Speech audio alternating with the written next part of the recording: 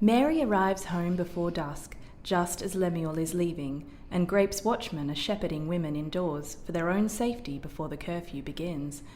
Lem meets her on the doorstep, and as the purple light bathes his shaved face and clean breeches, she is aware of how bedraggled she must look by comparison.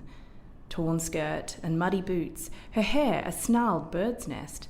She doesn't need to sniff at her clothes to know that the stench of shit and blood that draws the flies belongs to her. She must look a harpy, one of those sea monsters he is always claiming to have seen. Part woman, part bird, the personification of storm winds with the power to blow men off course. Didn't she do just that with Stephen Adams, with the only weapon in her arsenal, her status as a midwife, sanctified by the church? And Mercy's baby, when it slipped into her waiting hands, small but wriggling, didn't the power surge through her, awakening her senses? Didn't she shout in triumph and then cry, for Mercy and her little girl's sake, for the victory, however slight, of life over death? And yet her husband is looking at her with lips pursed as if he cannot recognise her under all the muck. She suppresses the sudden urge to berate him. If she starts, who knows where it might end? If she opens her mouth, everything she has locked away for fear of offending him will be given voice. She could lose it all: children, house, income. He has the power to snatch her life away. And yet, in this moment, she really could not care.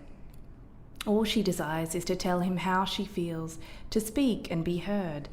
Heat arcs through her body, and her hands and legs tremble with the effort of controlling herself.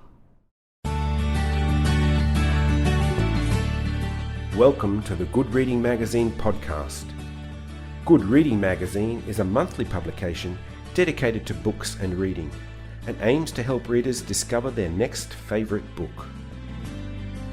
You can find out more about the books discussed on today's podcast at goodreadingmagazine.com.au. Hello and welcome to the Good Reading Magazine podcast. My name's Greg Dobbs.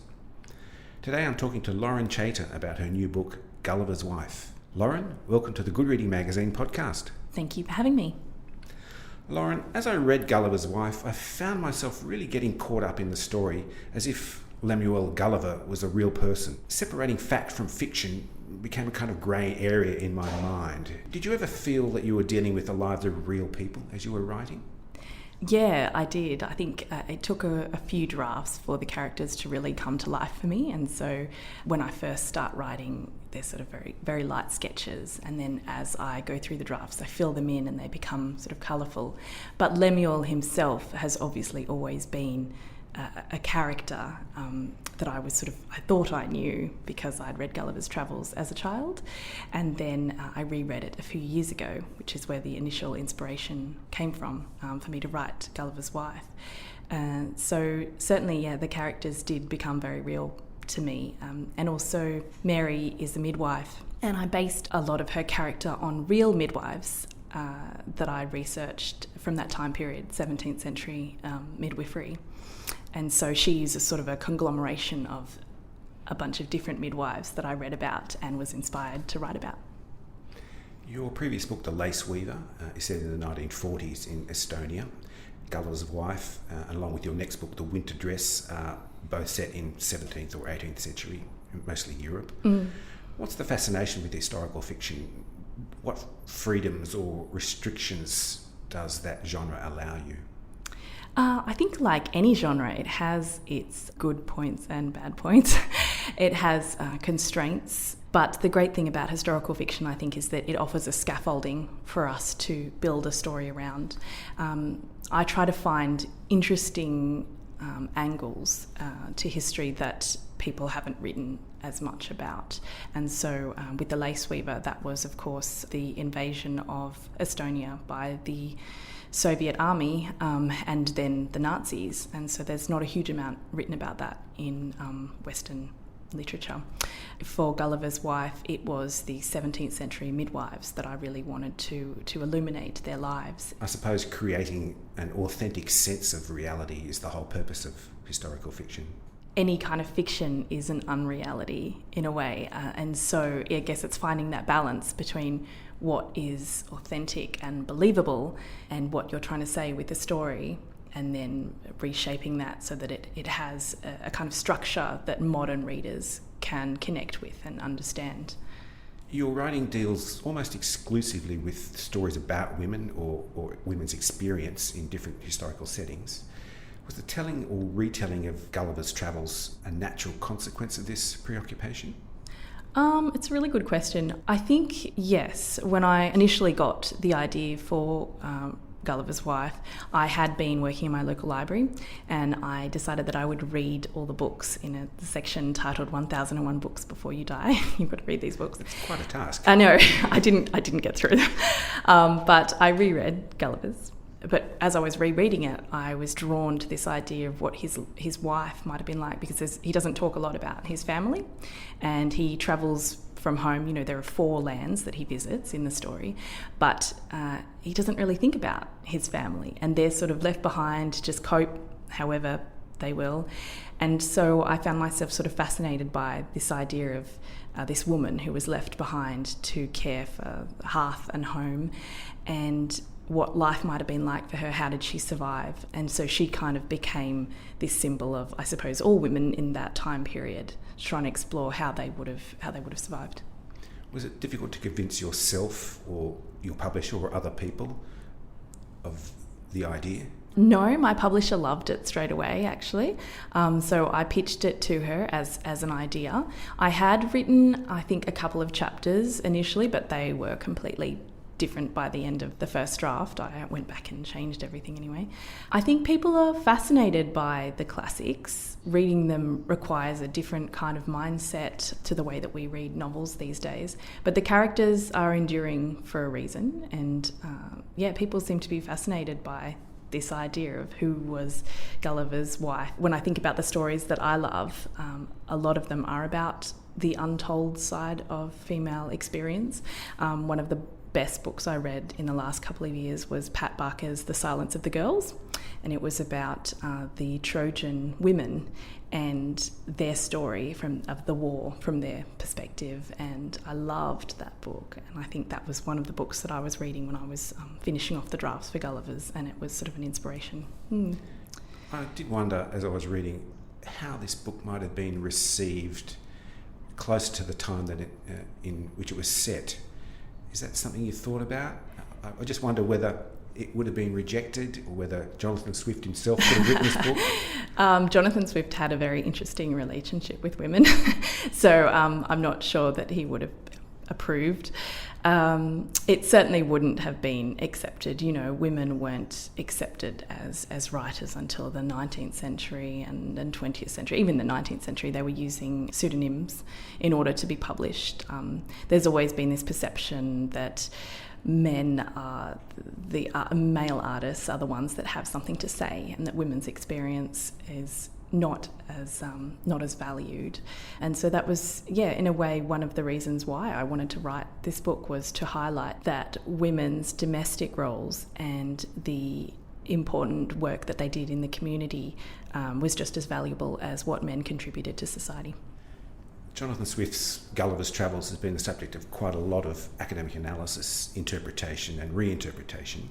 And misogyny, for instance, has been identified as one of the main themes, along with misanthropy, just general hatred of mankind.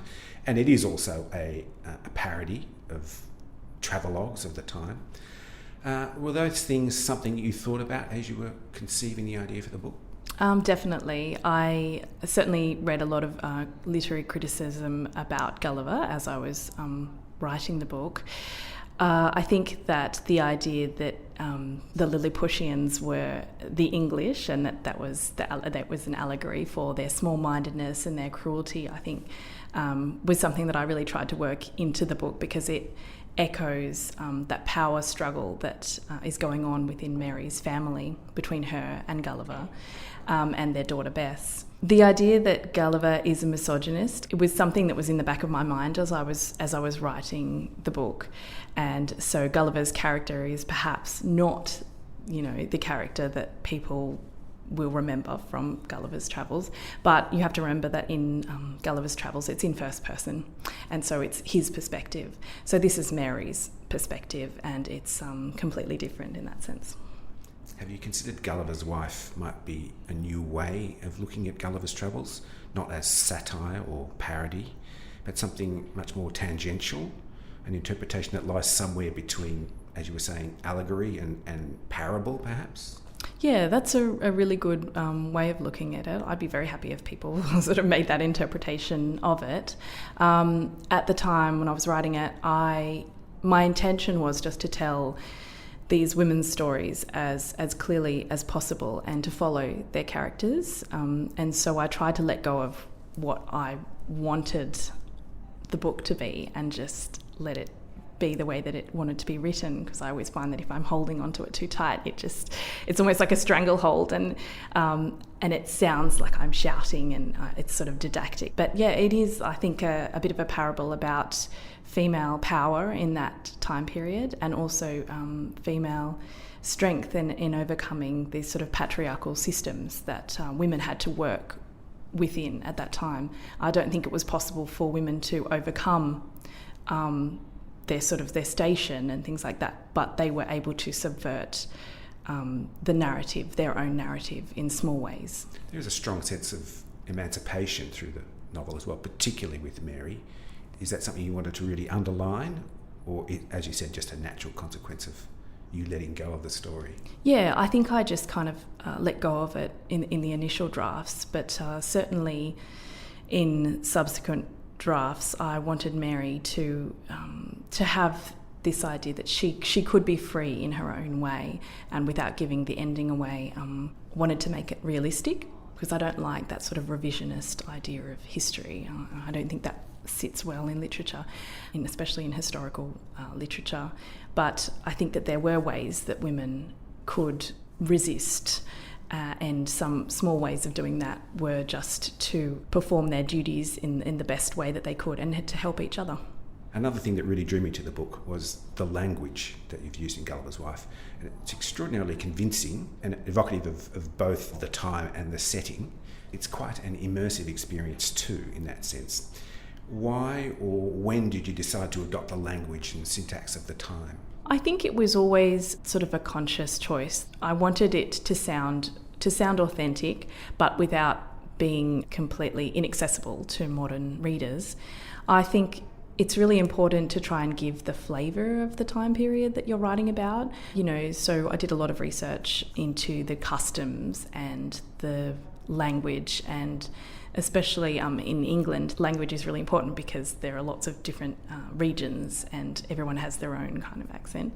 But it was more the language of the story and the sort of the themes of birth and death, and this echoing that birth reflects this change of identity for Mary and the other women as well. So I wanted to hopefully reflect that with the kind of language around, and there's lots of stuff in there I know about birth and customs and folklore and that sort of thing. So I wanted to put that in. All of that's very strong. At times I thought I could smell the streets of Wapping where it's set. I'm sorry. That's okay. And the childbirth scenes, nice. From a male perspective, are quite confronting. Quite visceral. Absolutely. But also, I appreciated the natural quality of them and the sense that you didn't shy away from the grittiness of the setting, the people and the story. Thank you. It also made me think what a fascinating language English is, and I learned so many new words in the process of reading your book. Let me mention a couple. Tupping. That's something I'd never heard before. Yeah. I think it actually refers mainly to sheep. Oh, yeah. But I'll leave the listeners to explore the meaning of that one. Probably a good idea. A clout. I've always thought of that as a special kind of nail with a large head. Yeah, no. But no, it's a kind of rag. Yes, a kind of rag. Hopefully clean, certainly for the purposes that Mary employs it. Yes. Ague. A fever. A fever. Yeah. And March pain. That was fascinating too. Yes. I wonder if just from the sound of it, people might be able to deduce what we call it today. I did a lot of research into that, into the cookbooks and that sort of thing at the time, so that was where that came from. And one last one, this is fascinating to me, that donkey milk is the closest thing to breast milk. Is that actually true? It is true, and I think it's amazing. So my mother is a midwife, actually, so I had to double check with her. So I'm wondering if this is going to set off the use of donkey milk by wet nurses, for example. Yeah, we'll have to see. Yes. But, does it smell like donkeys? No, it doesn't smell. It just smells like milk. There were all sorts of things that women used back then to try and nourish children and babies. You know, the mortality rate was so high that you would do anything that you could, I think, to try and give your child the best chance to survive. And Mary certainly does that right through the story. She's a bit of a hero, really, isn't she? Yeah, I think she's a bit of a hero, but I also think that she's just a woman, in a sense, if a woman can be just a woman. She's like any woman, has dreams and aspirations and goals, and also juggles a whole lot of different competing priorities, which I think hopefully modern women will identify with. And really she's just trying to survive and ensure the survival of her family. I really came to despise Lemuel's Gulliver. Did you? At the end of the book. And really? Also his friend Peter Williams, or Piet Williams. Piet, yes. Yeah, he was quite an awful character to write about. But I think you kind of have more empathy for Gulliver in a sense. I don't know whether maybe you do. He's weak, but he's not evil, if you know what I mean. Yes, it's interesting that we think of him as this strange kind of hero. Yeah. And in fact, you've portrayed him as this rather deranged, drunken, possibly drug-addicted fellow who is riddled with weakness and unable to cement his place in society. Yeah. Well, I think you get that sense, though, that Gulliver is a bit like that. Like at the end of Gulliver's Travels, you know, he's mad and he's talking to his horses and he can't survive in English society. You do wonder whether all of the stories that he's come up with are just the consequence of opium addiction, and that these are just sort of the rantings of a madman. Yeah, I wanted to leave that sense there that you didn't really know whether he was mad or whether it was the opium or whether, you know, he had actually been. So and there's a strong sense of doubt amongst the people around him whether it actually happened. Yeah. Which is interesting because it didn't really happen. Yeah, well, it did. And also because in that time period, you know, anything was possible.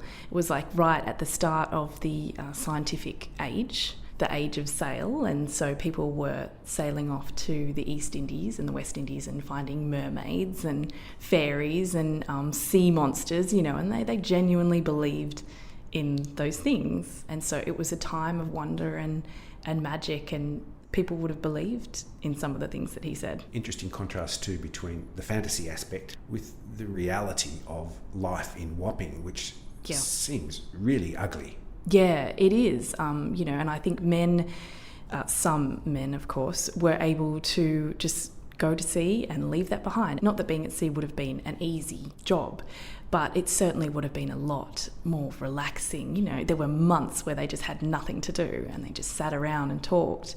And meanwhile, the women back home were trying to keep the children fed, trying to keep the roof over the kids' heads. And it's just, they're survivors, as you say, but I don't think they really had a choice. Options for women's work were extremely limited. They could sell groceries or they could sell their bodies, which came with its own problems, of course. They were barred from working in a lot of trades. The guilds were male-dominated and they weren't allowed to be part of the guilds.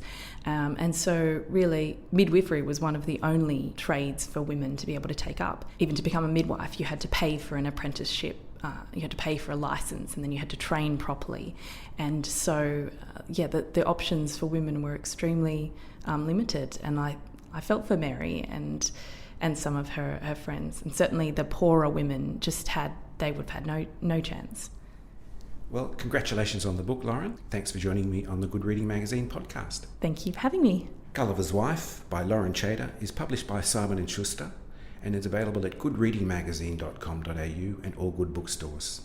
My name's Greg Dobbs, and thanks for listening.